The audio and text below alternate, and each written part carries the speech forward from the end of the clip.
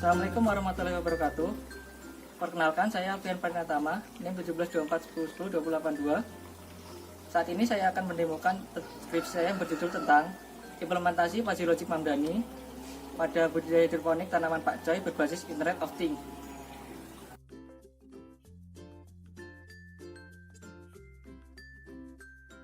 Baik, untuk selanjutnya saya akan menjelaskan komponen apa saja yang saya gunakan. Untuk yang pertama, saya menggunakan microcontroller Arduino Mega. Kemudian saya menggunakan SP8266 Olin V3 yang digunakan untuk mengirimkan data ke server. Kemudian saya menggunakan project board digunakan untuk merancang komponen. Kemudian saya menggunakan relay 8 channel yang digunakan untuk memutuskan arus listrik. Kemudian ada beberapa sensor yang saya gunakan. Yang pertama, sensor DS18B20 digunakan untuk mengetahui nilai suhu yang ada dalam air. Kemudian yang kedua, sensor pH digunakan untuk mengetahui nilai kandungan pH yang ada dalam air. Kemudian yang ketiga, sensor TDS digunakan untuk mengetahui nilai nutrisi yang ada dalam air. Oke, untuk sensor yang terakhir, saya menggunakan sensor pH 1750 yang digunakan untuk mendapatkan nilai cahaya atau lux meter. Untuk aktuator, saya menggunakan yang pertama aktuator pompa pH down yang digunakan untuk menurunkan kadar pH.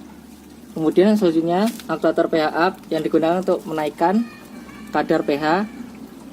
Kemudian saya menggunakan nutrisi A dan B mix, A dan B yang digunakan untuk meningkatkan kadar nutrisi yang ada di tandon. Lalu untuk yang terakhir, saya menggunakan aktuator LED grow light yang digunakan untuk memenuhi kadar intensitas cahaya apabila diperlukan.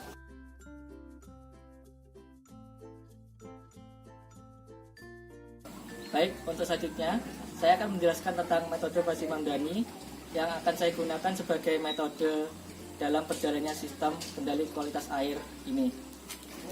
Yang pertama, parameter inputan yang saya gunakan yaitu parameter pH dan parameter nutrisi. Masing-masing inputan tersebut memiliki 5 keanggotaan fuzzy. Untuk yang pertama, terlalu asam, kedua asam, ketiga optimal, keempat basah, dan yang terakhir terlalu basah. Kemudian untuk parameter nutrisi terdapat yang pertama sangat kurang, kemudian yang kedua kurang, yang ketiga optimal, kemudian yang keempat tinggi, dan yang terakhir sangat tinggi.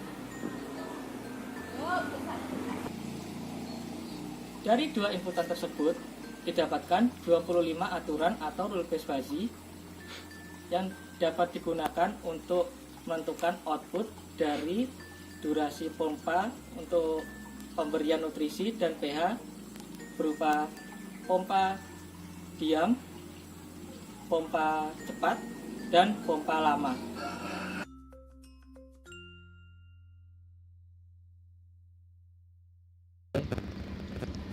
Baik, untuk selanjutnya saya akan menjelaskan bagaimana cara berjalannya sistem. Pertama, sistem akan melakukan pengecekan kualitas air. Kemudian kita dapat melihat nilai TDS-nya berupa dengan nilai 123,93 ppm dan nilai kandungan pH-nya 6,93. Maka dari hasil tersebut didapatkan hasil berupa durasi pompa pemberian nutrisi secara lama atau dalam waktu 10 detik. Baik, kita tunggu. Bentar lagi pompa akan menyala.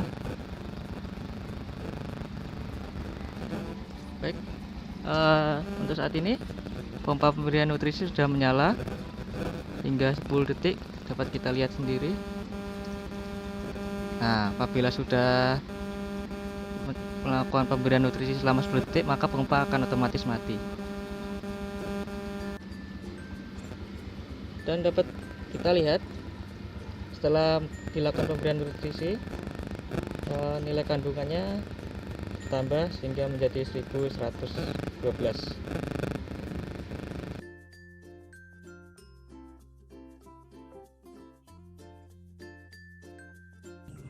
Baik, untuk selanjutnya saya akan melakukan uji coba atau demo dari hasil skripsi saya.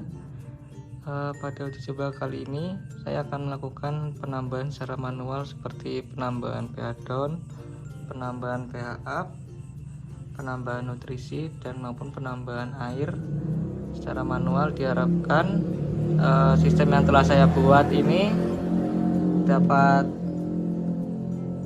mengoptimalkan kualitas air yang telah saya rusak sebelumnya dengan melakukan penambahan secara manual. Baik, langsung saja kita coba. Bentar, kita nyalakan terlebih dahulu. Ya, pada pembacaan awal pH-nya 4,8 dan nutrisinya 755, dan hasil outputnya berupa penambahan nutrisi 15 detik. Berikutnya penambahan nutrisinya 15 detik.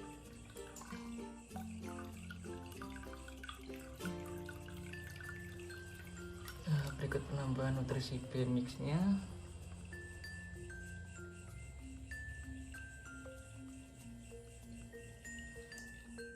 Kemudian dilakukan penambahan pH up selama 4 detik. Sudah selesai. Mari kita lihat terlebih dahulu hasilnya. Bentar. Nah, sudah terbaca hasilnya. pH-nya 6,9 dan nutrisinya 1299. Sudah optimal ini karena pemberian nutrisi pH up dan pH down-nya bernilai 0 detik. Baik, untuk langkah selanjutnya kita akan mencoba dengan melakukan penambahan pH up secara manual dan juga melakukan penambahan nutrisi juga secara manual. Mari kita lihat apakah alatnya dapat menstabilkan. Kita tambahkan nutrisinya juga.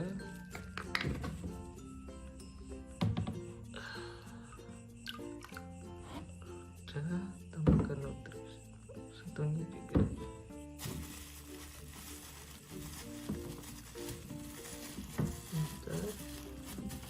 Susah.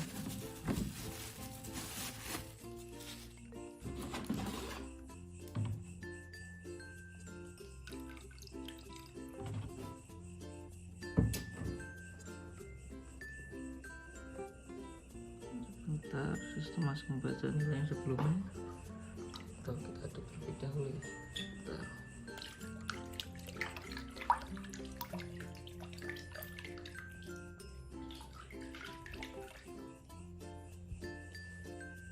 Kita lihat terlebih dahulu. Oh, ini masih masuk ke nilai yang sebelumnya.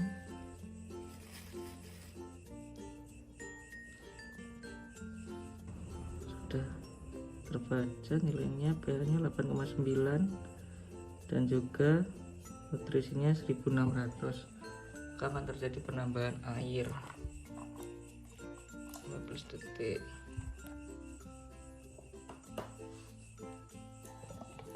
Nah, berikut penambahan airnya. Juga penambahan pH down.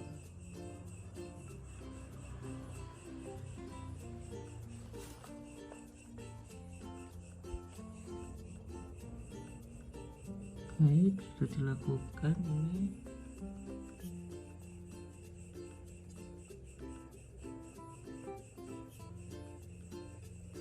Kita lihat apakah sudah berhasil.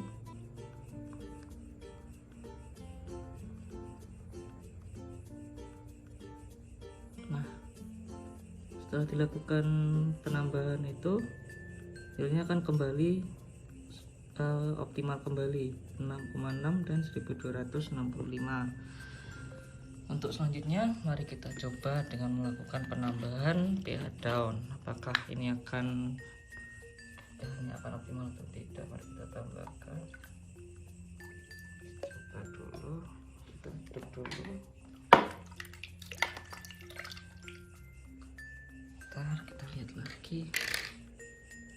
pembacaannya.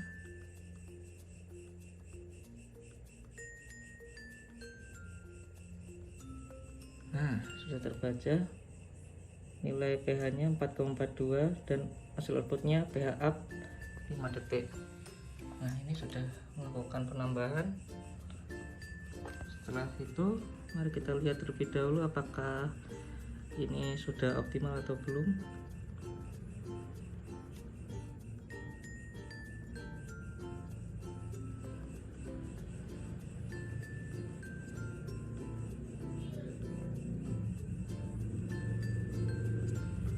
Bentar, kita tunggu dulu.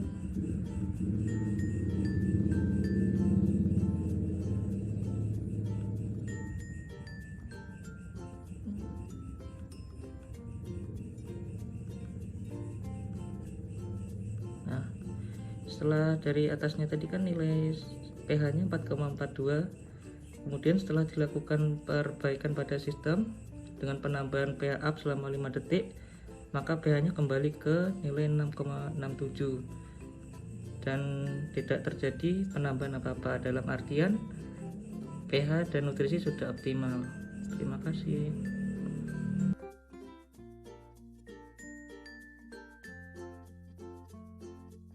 Baik, untuk selanjutnya penjelasan tentang website yang akan kita gunakan.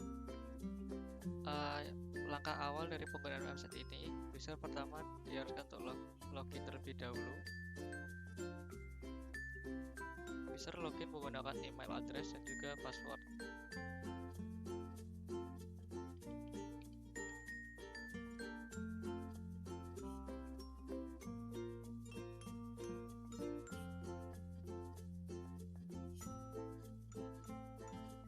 Baik, setelah login berhasil, maka akan masuk ke halaman dashboard. Pada halaman dashboard ini sendiri terdapat beberapa fitur. Yang pertama, user dapat melihat nilai kandungan nutrisi, pH, suhu, dan juga intensitas cahaya pada saat ini. Sebagai contoh seperti berikut. Kandungan nutrisi yang ada pada saat ini 1283 ppm, dan juga nilai kandungan pH saat ini pH airnya bernilai 6. Kemudian untuk suhu airnya bernilai 30 derajat Celcius. Kemudian untuk LDR atau intensitas cahayanya berada di angka 3874. Kemudian untuk fitur selanjutnya, fitur untuk melihat grafik hasil dari pembacaan sensor DDS meter dapat kita lihat seperti berikut.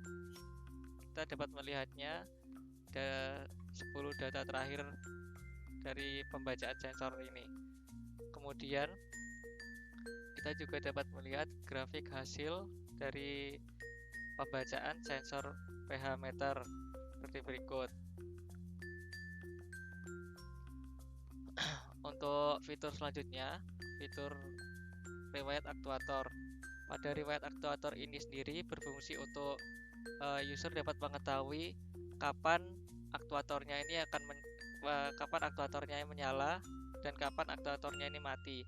Sebagai contoh, misal saja pompa nutrisinya menyala pada saat jam 6.36 anggapannya, dan kemudian pompa nutrisinya mati pada pukul 18.37. Fitur ini